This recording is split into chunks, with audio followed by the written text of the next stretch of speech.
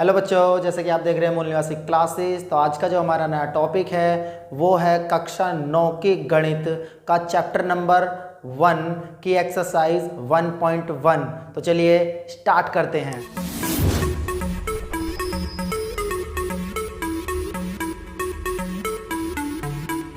देखिए बच्चों, exercise start करने से पहले हम देखेंगे कुछ टॉपिक्स। ठीक है, चैप्टर का जो नाम है वो है संख्या पद्धति। ठीक है, पहला टॉपिक है आपका परिमेय संख्या। देखो परिमेय संख्या क्या होता है। परिमेय संख्या आपका p बटे q का रूप परिमेय संख्या कहलाता है।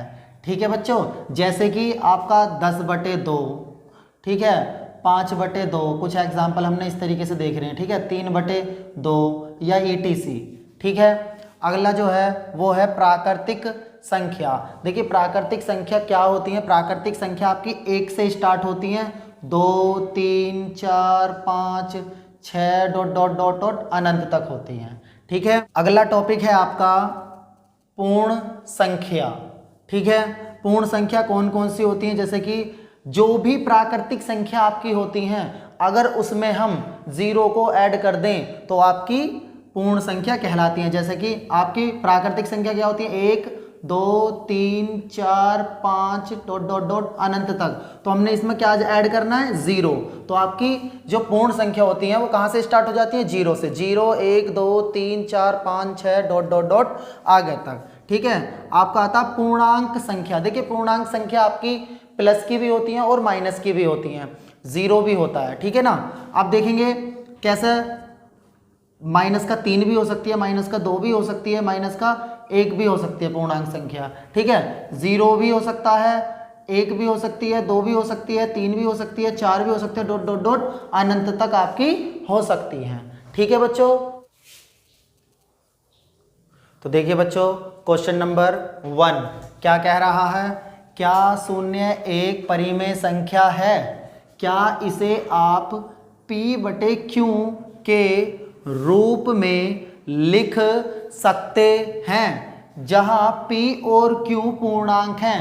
देखिए पूर्णांक आपके कौन कौन से होते हैं, 0 भी होते हैं, -1 -2 -3 -4 डॉट डॉट डॉट, या फिर 1 2 3 4 5 6 7 8 9 10 डॉट डॉट डॉट आगे तक होते हैं। फिर इसमें एक लाइन और बोलिए, और q बराबर नहीं है 0 के। देखो हमें p बटे q के रूप में लिखना है लेकिन q को 0 नहीं मानना। ठीक है, तो इसका मतलब हमें पता लगा कि p 0 हो सकता है।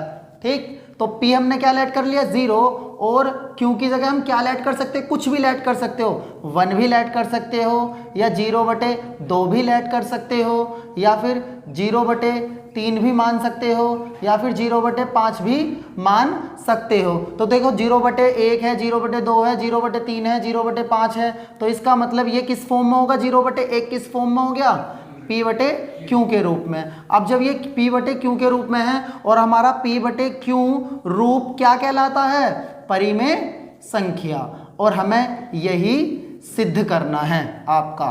ठीक है, क्योंकि क्वेश्चन में भी आपका यही कह रहा है कि क्या हम 0 को p बटे q मतलब कि परिमेय संख्या लिख सकते हैं या नहीं लिख सकते हैं। ठीक है, आंसर आपका आ गया पहला। ठीक है बच्चों, तो देखिए बच्चों क्वेश्चन नंबर 2 पर आते हैं। 3 और 4 के बीच में 6 परिमेय संख्या ज्ञात करो। देखो बच्चों इस क्वेश्चन को करने के लिए हमारे देखिए आपको दे रखा है 3 और 4। तो बच्चों हम देखेंगे इन दोनों का जोड़ कितना है। इन दोनों का जोड़ आपका हो गया 4 और 3 7। तो अब हम क्या काम करेंगे, जैसे कि 3 दे रखा है आपको, ठीक, 3 बटे 1 इसको हमने परिमेय संख्या बना लिया। ठीक, जो भी 7 आपका आया था इसके अंश में भी 7 से गुणा और हर में भी 7 से गुणा कर दिया, और सेम कंडीशन आपकी 4 में होगी, 4 में भी 7 से गुणा और 1 में 7 से गुणा कर दिया हमने। ठीक है, तो मल्टीप्लाई करिए, 7 तिया 21 बटे 7 एकम 7 और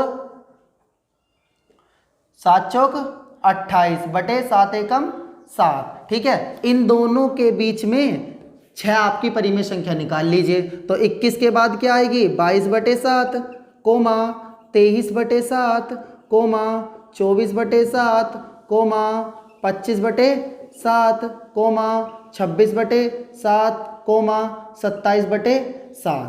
ठीक है बच्चों, एक मेथड तो हो गया आपका ये, और दूसरा मेथड क्या होता है, दूसरा मेथड सभी पर लागू हो जाता है। ठीक है, जैसे कि देखिए आपको दे रखा 3 और 4, हम इसको सबसे पहले परिमेय संख्या के रूप में लिख लेंगे, जैसे कि 3/1 और 4/1, तो ये भी परिमेय संख्या के रूप में हो गया। देखिए जो ऊपर का अंश है और नीचे का हर है, जब हम इस सवाल को हल करते हैं या इन जैसे सवालों को हल करते हैं तो इन सभी का जो रूल होता है ये सभी में अप्लाई हो जाता है, जो मैं अब बता रहा हूं। ठीक है, क्या काम करते हैं, जैसे कि 3 जो अंश दे रखा उसमें भी 10 से गुणा कर दो। ठीक है, और जो हर दे रखा है उसमें भी 10 से गुणा कर दो। ठीक, और जैसे कि आपको दे रखा 4/1, मतलब जो अंश दे रखा 4 उसमें भी हमने 10 से गुणा कर दी, और जो हर दे रखा उसमें भी 10 से गुणा कर दी। ठीक है, 10 तिया 30/10 और 10 चौक 40/10। ठीक है, तो इनके बीच की जो आपको निकालनी है वो 6 परिमेय संख्या निकालनी, तो निकाल दीजिए 31/10 comma 32/10 comma 33/10 comma 34/10 comma 35/10 comma 36/10। आपकी 6 परिमेय संख्या होगी, आपका ये आंसर हो गया है। ठीक है, तो आप इस तरीके से भी कर सकते हैं या इस तरीके से भी कर सकते हैं। देखिए बच्चों, क्वेश्चन नंबर 3 पर चलते हैं। जैसे कि आपको दे रखा है 3/5 और 4/5 के बीच 5 परिमेय संख्या ज्ञात करो। देखिए आपको दे रखा 3/5 और 4/5। ठीक है बच्चों, आपका ऑलरेडी दे रखा है 3/5, मतलब अंश बटे हर, मतलब ऑलरेडी आपको परिमेय संख्या दी हुई है। तो हम क्या काम करेंगे, जैसे कि 3/5 अंश में भी 10 से गुणा कर दीजिए और हर में भी 10 से गुणा कर दीजिए। ठीक है, इसी प्रकार आगे वाले में भी ऐसे करेंगे, 4/5 अंश में भी 10 से गुणा कर दीजिए और हर में भी 10 से गुणा कर दीजिए। तो 10 तिया 30/50 और 10 चौक 40/50। तो इनके बिटवीन आपको कितनी परिमेय संख्या निकालनी है, 5 परिमेय संख्या निकालनी है। निकाल दीजिए, 30 के बाद 31/50 कोमा 32/50 कोमा 33/50 कोमा 34/50 कोमा 35/50। तो आपकी कितनी परिमेय संख्या होगी, 5। आपको यही ज्ञात करनी थी। ठीक है बच्चों, देखिए बच्चों क्वेश्चन नंबर 4, नीचे दिए गए कथन सत्य है या असत्य है। देखो हमें सत्य और असत्य बताने, जैसा कि क्वेश्चन नंबर 1 है, प्रत्येक प्राकृत संख्या पूर्ण संख्या होती है। देखो प्रत्येक प्राकृत संख्या क्या वो पूर्ण संख्या होती है या नहीं होती है। तो प्राकृत संख्या आपकी कौन कौन सी होती हैं, 1 होती है, 2 होती है, 3 4 5 डॉट डॉट डॉट आगे तक, नेक्स्ट मतलब अनंत तक होती है। और पूर्ण संख्या आपकी क्या होती है, 0 1 2 3 4 5 डॉट डॉट डॉट डॉट अनंत तक होती है। वो क्वेश्चन में यही कह रहा है, प्रत्येक प्राकृत संख्या, जो प्रत्येक प्राकृतिक संख्या है वो पूर्ण संख्या होती है। तो यहां लिख देंगे, जब होती है तो लिख देंगे यहां पर सत्य। ठीक है बच्चों, सत्य है। फिर उसके बाद है क्वेश्चन नंबर 2।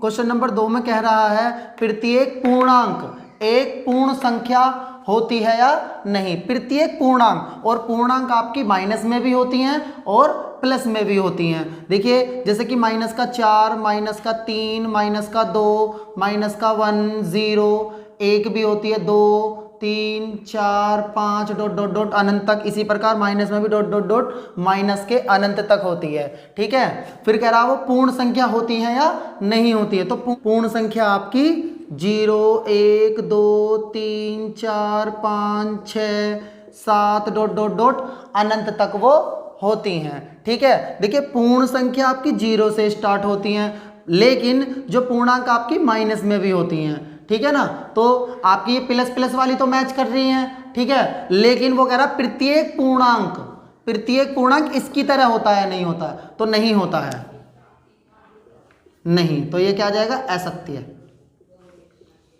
ठीक है बच्चों, अगला क्वेश्चन पर आते हैं। प्रत्येक परिमेय संख्या एक पूर्ण संख्या होती है। देखो प्रत्येक परिमेय संख्या आपकी क्या होती है? परिमेय संख्या आपकी 5/1, 6/1, 10/2, 5/3, ठीक है, इसी प्रकार डॉट डॉट डॉट और बहुत सारी होती हैं आपकी। वो करा एक पूर्ण संख्या होती है, और पूर्ण संख्या तो आपकी 0, 1, 2, 3, 4, 5 डॉट डॉट डॉट अनंत तक होती हैं। तो अगर हम देखने लग जाएं, जैसे कि 5/1 तो ये तो पूर्ण संख्या है, 6/1 ये भी पूर्ण संख्या है, लेकिन अगर 10/2 को देखने लग जाए तो 5 आएगा, हाँ ये भी पूर्ण संख्या। लेकिन अगर हम इसको देखने लग जाएं तो ये पूर्ण संख्या नहीं है। और जब ये पूर्ण संख्या नहीं है, इसी प्रकार ऐसी बहुत सारी आपकी परिमेय संख्या होंगी जो पूर्ण तरीके से नहीं कटती हैं, तो यह भी क्या हो जाएगा? असत्य है। ठीक है बच्चों।